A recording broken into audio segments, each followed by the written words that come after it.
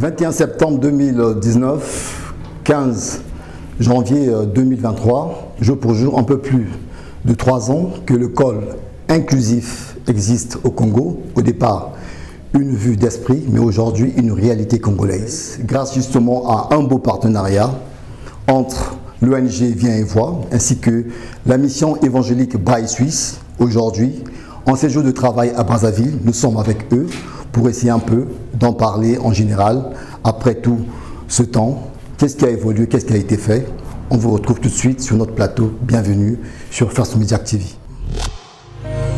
Chers téléspectateurs, comme annoncé, bienvenue sur notre plateau spécial. Nous recevons donc sur ce plateau de First Media TV le président de l'ONG Viens et Vois, Monsieur Emerson Massa, ainsi que la délégation évangélique Braille Suisse, qui est donc en séjour de travail ici à Brazzaville. Christine, bonjour. Bonjour. Président Massa, bonjour. Bonjour. Ainsi que Madame Alexandrie, bonjour. Bonjour. Eh bien, vous êtes chez vous.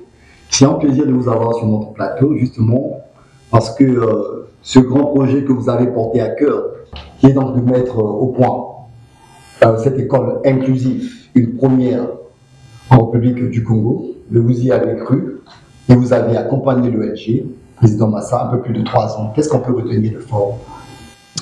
Je voudrais tout de suite revenir sur nos principaux axes d'intervention. Oui. Vous savez que l'organisation non gouvernementale Viens et Vois a été créée dans le but d'aider, de scolariser, d'éduquer les aveugles et malvoyants.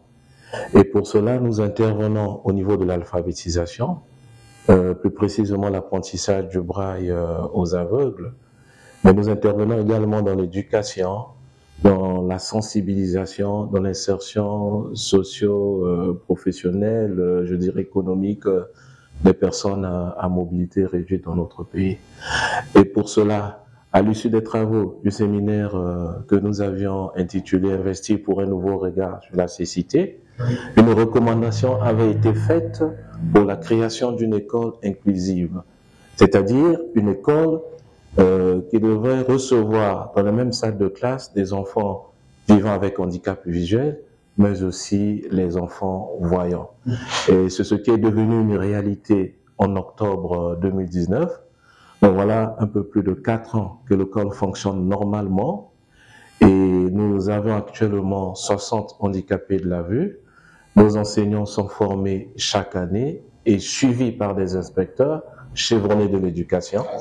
Alors ce travail se fait bien parce que c'est tant apprécié au niveau de la communauté, au niveau du voisinage. Nous voyons comment les vies sont changées, nous voyons comment cela apporte une nouvelle espérance dans la vie des aveugles, parce qu'au-delà de l'école, nous avons un centre qui fonctionne pour renforcer les capacités des uns et des autres et favoriser l'apprentissage des activités génératrices de revenus. Voilà. Là, vous nous faites un aperçu plus ou moins superficiel. Moi, je voudrais qu'on insiste un peu sur les actions menées, parce qu'on sait qu'avec l'ONG Viens et Vois, vous avez apporté un nouveau regard sur ces enfants, on va dire, mobilité réduite, comme vous dites, ces malvoyants. Et il y a comme un décomplexe aujourd'hui, parce qu'on sait que dans notre pays, en République du Congo, ces enfants étaient plus ou moins marginalisés, parce que sur le plan scolaire, le fait d'être discriminé et avoir un regard plus ou moins désintéressé de leurs collègues, voyons, mais sur le brassage, comment est-ce que ces enfants le vivent aujourd'hui? Cette cohabitation, en fait. Oui, effectivement. Ce côtoiement entre non-voyants et voyants se fait actuellement dans un esprit, je dirais, d'amour, dans un esprit de solidarité. En fait, il y a une acceptation des voyants par rapport à l'handicap de nos amis. Mais je dois vous dire, parce que vous voulez que je parle des actions qui ont été menées, alors nos actions sont tout à fait diversifiées. Oui. Au niveau de l'école, nous avons procédé par la sensibilisation en vue de recruter les handicapés de la vue pouvant bénéficier de la formation au niveau de notre école. Et ce travail a été fait et chaque année, nous avons inséré dans nos classes inclusives 20 enfants handicapés de la vue. Et à ce jour, nous avons au total 60 enfants qui sont dans nos classes et qui suivent des cours avec des manuels édités en braille, avec des manuels transcrits en braille. Donc, ils ont des mêmes chances que les enfants qui ont une bonne vue, les enfants qui voient. Mais l'école fait certainement beaucoup de choses. Parce que, c'est vrai, il y a parfois des activités extrascolaires pour permettre à ce que les enfants puissent vivre de manière à s'insérer très rapidement dans la société. Et ça, c'est ce qui est fait par l'école.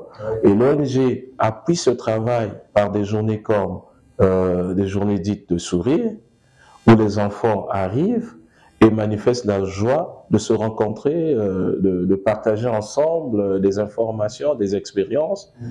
Et à l'issue de ces journées, il y a des aveugles qui reçoivent des cadeaux, des prix.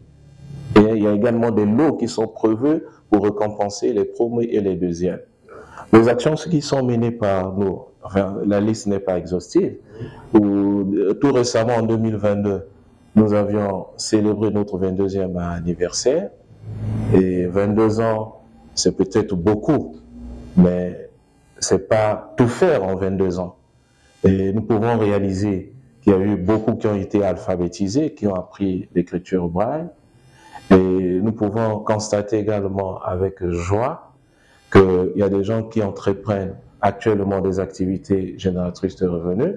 Comme tout récemment, nous avions lancé un projet que nous appelons un projet d'insertion socio-professionnelle. Ce projet a consisté à la formation, au montage du projet, à l'installation et certainement au suivi des aveugles de 20 bénéficiaires, parmi lesquels nous avions 10 femmes et 10 hommes qui entreprennent actuellement des activités question de renforcer leur autonomie.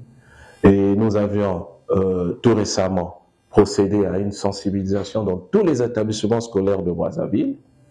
Et cela a permis de rendre encore plus visibles nos actions, mais aussi de connaître les enfants qui sont dans ces établissements, mais qui souffrent des problèmes de vue. Et nous avions célébré la journée internationale de la canne blanche. Nous avons procédé à la distribution des cannes blanches au niveau de notre couche, au niveau de cette couche de la population qui est les aveugles et malvoyants. Oui. Et le travail continue à se faire normalement. Président, je pense que, étant votre partenaire, First Media, qui accompagne toujours l'ONG Viens Voir, nous sommes témoins de ces prouesses, de ces grandes réalisations. Et on s'est toujours dit, comment est-ce que vous avez pu gagner la confiance de la mission évangélique Braille, qui aujourd'hui, ils sont là avec nous. Nous avons commencé par de petites choses. Si vous êtes fidèle dans de petites choses, certainement on vous donnera des grandes choses. C'est ce qui a été fait. Parce que Viens Voir a commencé par de petits centres où les aveugles venaient pour apprendre le braille. Et l'investissement qui a été accordé à Viens Voir à l'époque, eh bien, tout a été fait avec ces financements, notamment l'équipement de musique, notamment le mobilier, notamment, tout a été fait. Et notre partenaire comptant sur une communication constante et fiable avec nous, oui, avec certainement des rapports à l'appui. N'oubliez pas que c'est la transparence mutuelle, hein, quand on travaille, et en tout cas on doit rester transparent. Je pense que c'est ce qui a fait que nous puissions bénéficier de la confiance d'AMEB et qui n'est pas arrivé à son terme. Hein. AMEB a toujours confiance, a toute sa confiance dans le travail qui est fait par l'ONG Viens. Voilà, c'est un partenariat dont on souhaite vraiment une longue vie parce que, au-delà de cela, nous voyons ces enfants qui ont été discriminés et qui aujourd'hui sont en train de retrouver leur personnalité, leur dignité et surtout leur insertion dans la société. Je vais donc m'adresser à vous, Alexandrie. Vous êtes là en séjour de travail à Brazzaville. C'est quoi le but, le sens même? Alors, effectivement, comme cela a été dit, l'école a été inaugurée en 2019 et nous étions là avec Christine et également avec le secrétaire général de la MEB, Thomas Vuillemier, et ensemble nous avons assisté à l'inauguration. C'était une grande joie après des années de projets qui se sont concrétisés. Et suite à ça, malheureusement, il y a eu la crise sanitaire mondiale. Le Covid, voilà. Et à cause de ça, on n'a pas pu venir. Donc 3 ans, c'est long. Pendant ces 3 années, on a suivi à distance parce que, comme le disait Emerson, on garde toujours le contact. On est très proches. Il y a, oui, des échanges réguliers. Et on a pu suivre de loin, mais malgré tout, de loin, ça reste de loin. Et on avait envie de voir de plus près. Toucher du doigt. Voilà, exactement. Comment ça se passe, comment ça se concrétise. De venir voir parce que ça fait 3 années scolaires complètes qui se sont faites pendant cette période. Et le but, c'était de venir visiter notre partenaire, l'ONG Viens et Vois, de venir voir les fruits de ce travail, de l'école qui fonctionne aussi bien pour les élèves, mais également pour les adultes, parce que c'est également un centre d'accueil pour les personnes handicapées de la vue, là où se passe l'alphabétisation braille et d'autres choses également. Et à côté de ça, on a également fait mandater un expert externe pour réaliser une évaluation du projet. Le projet de construction de l'école, à l'origine, il aurait dû être fait avant, c'est-à-dire lorsque l'école a été terminée, ouverte, mais finalement, avec le recul, on s'est dit que c'était une très bonne chose de le faire maintenant, quand l'école a fonctionné, pour vraiment pouvoir voir l'impact de ce projet, parce que c'est ça qui nous importe, c'est de voir l'impact dans la vie des enfants, dans la vie des enfants handicapés de la vue, de voir dans quelle mesure ils sont inclus, dans quelle mesure ils bénéficient d'un enseignement de qualité, de pouvoir voir cela. Et c'est la raison pour laquelle nous sommes venus ici. Pour ce projet-là, mais aussi pour voir les autres projets, le projet dont a parlé Emerson, notamment celui d'inclusion socio-économique, insertion socio-professionnelle de 20 personnes handicapées de la vue. Et nous avons, pas plus tard que juste avant de venir ici, nous sommes allés rendre visite à 2 de ces personnes, 2 femmes qui ont lancé leur activité à la fin du mois de décembre. Des activités économiques. Oui, des activités génératrices de revenus. Tout à fait. Je vais aussi avoir l'occasion de les rencontrer tous demain, d'avoir des petits échanges avec eux. Donc voilà, c'est pour voir de manière concrète comment ça se passe. Et puis, il y a encore une autre chose, et ça c'est ma collègue Christine qui pourra en parler plus amplement. On est venu aussi pour pouvoir apporter un complément à un projet de renforcement que la mission évangélique Braille a soutenu, à savoir la mise en place d'une unité de transcription et d'impression Braille. Pourquoi? Parce que, comme l'a expliqué Emerson, l'école a reçu des manuels transcrits, imprimés en Braille pour les élèves.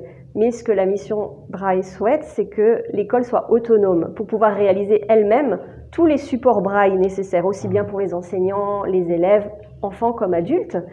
Et pour cette raison que le matériel a été doté, donc du matériel pour faire la transcription, pour faire l'impression. Ça s'est passé pendant la période du Covid, le matériel a été envoyé, mais voilà, il s'est trouvé qu'après, il faut aussi pouvoir former l'équipe sur place à l'utilisation de ce matériel, un matériel dont ils ne disposaient pas avant. Et donc, une petite formation a pu être prodiguée l'année dernière, il y a 1 an, par un autre partenaire de la mission évangélique Braille, le club des jeunes aveugles réhabilités du Cameroun, qui était de passage dans le pays pour une dotation de canne blanche, et on a saisi l'opportunité pour qu'ils viennent, parce qu'ils connaissent très bien l'ONG Viens et Vois, et une équipe est venue former l'équipe de Viens et Vois pour les rudiments, on va dire, pour l'utilisation rudimentaire, les bases. Mais voilà, il y a tellement à apprendre qu'une formation complémentaire était nécessaire, et c'est la raison pour laquelle Christine, qui est la responsable du secteur Braille à la MEB, fait également partie de cette mission pour apporter cette formation. Alors, Madame Christine, on sait bien que c'est vous l'experte en Braille. Ce projet, où il faut doter de cette écriture, de ces rudiments, de ces bases, de cette rédaction, de cette littérature en Braille, qu'est-ce qu'on est? Le fond. Comment est-ce que vous portez ce projet actuellement? Pour moi, l'axe le plus important, c'est vraiment qu'on puisse, déjà, que l'équipe, évidemment, puisse transcrire elle-même des documents. Donc, certes, ils ont les manuels, mais on sait très bien que les enseignants distribuent aussi d'autres documents aux élèves. Ça peut être des extraits de livres, ça peut être des documents qu'ils ont préparés eux-mêmes, ça peut être des extraits d'autres livres, peut-être de manuels plus anciens ou plus récents. Et pour tous ces documents-là, ça aurait été juste inimaginable que Viens et Vois continue de nous envoyer, par exemple, nous envoie les documents, même si c'était par mail, pour que nous procédions à la transcription et qu'ensuite on les renvoie par la poste. Ça veut dire qu'il aurait fallu compter à 1 ou 2 mois de décalage pour qu'on ait le temps de s'occuper des documents, qu'ils aient le temps d'arriver jusqu'à chez vous. Enfin, c'est juste pas possible. Et surtout, c'est pas intéressant. Parce que il faut que les connaissances soient disponibles ici. Il faut que l'équipe en place soit en mesure, avec l'équipement nécessaire, de procéder elle-même aux transcriptions nécessaires et pourquoi pas, par la suite, de pouvoir également former d'autres personnes à faire ce travail une fois qu'ils ont eux-mêmes les connaissances. Et puis, nous avons également doté cette unité de transcription d'un équipement plus spécifiquement destiné aux utilisateurs aveugles qui pourront eux aussi, par ce biais, utiliser beaucoup plus facilement l'informatique, faire eux-mêmes certaines transcriptions. Et si je le fais, ils peuvent bien le faire aussi. Et de cette façon aussi, peut-être pouvoir plus facilement prendre des notes, pouvoir plus facilement les communiquer à d'autres, de pouvoir vraiment plus facilement s'ouvrir à ce monde de l'informatique et pouvoir par la suite également former d'autres utilisateurs aveugles à l'informatique. Alors évidemment, on ne va pas pouvoir faire tout ça durant ce séjour, mais on a déjà fait un bon travail, surtout avec l'équipe qui voit, afin qu'elle ait les rudiments nécessaires pour pouvoir aussi soutenir leurs collègues aveugles dans la découverte.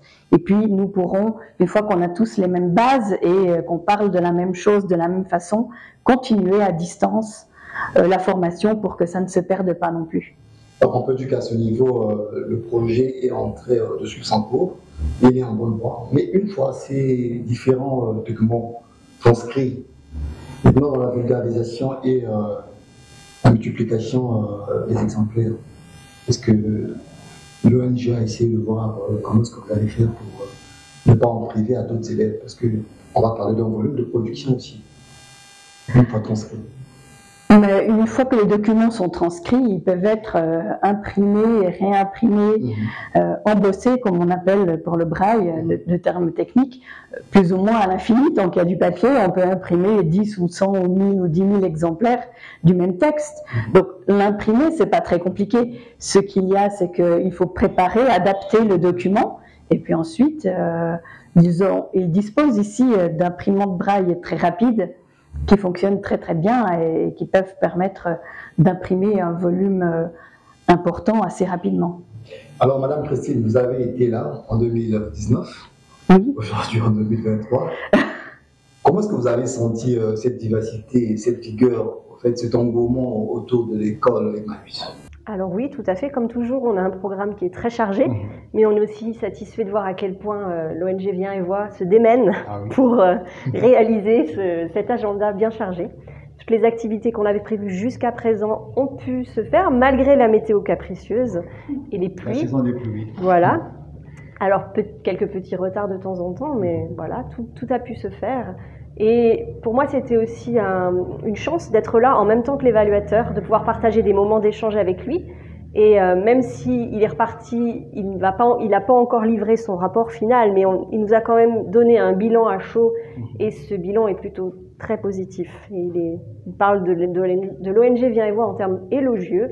Et donc voilà, c'est tout à fait aussi rassurant et satisfaisant pour la MEB de savoir que le projet est vraiment en de bonnes mains, ce dont on ne doutait pas, mais voilà, c'est bien d'avoir un regard extérieur pour pouvoir juger aussi. Déjà en passant, moi je veux vous dire que de la vie générale, Brazzaville c'est toute une capitale, et au-delà de la capitale, on a d'autres villes à l'intérieur du pays, et il y a déjà une forte demande, parce que là-bas également, il y a aussi ce problème des enfants à insérer dans la société. Donc je pense que vous êtes consciente en fait de l'ampleur du projet qui va quitter Brazzaville et qui devrait peut-être influencer sur le plan national.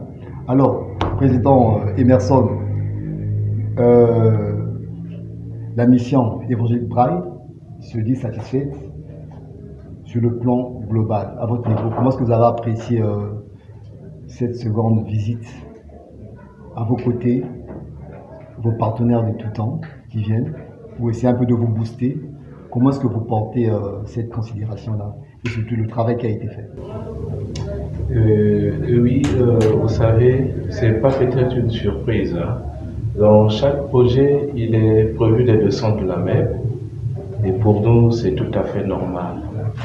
Et ça, c'est aussi pour un vecteur d'encouragement pour nous. Parce que travailler, communiquer à distance par des mails, par des appels téléphoniques, tout cela ne suffit pas. Mais il faut prévoir des visites, échanger sur place, parler de vive voix. Je crois que ça, c'est plus intéressant. Et nous sommes contents de cette visite-là même, qui n'est pas la dernière. Parce que le partenariat n'a pas été rompu. Donc c'est pour dire que la suite ne peut que être prometteuse pour le bien-être des aveugles. On va bientôt se quitter. Je ne sais pas ici le mot de la fin. Alexandre.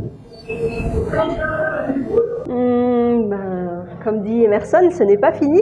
Donc on est en chemin et on progresse pas à pas, un pas après l'autre, et à la mesure de ce que chacun est capable de donner et de faire. En tout cas, le plus grand voyage commence toujours par le premier pas. Christine, un mot avant qu'on ne se dise au revoir?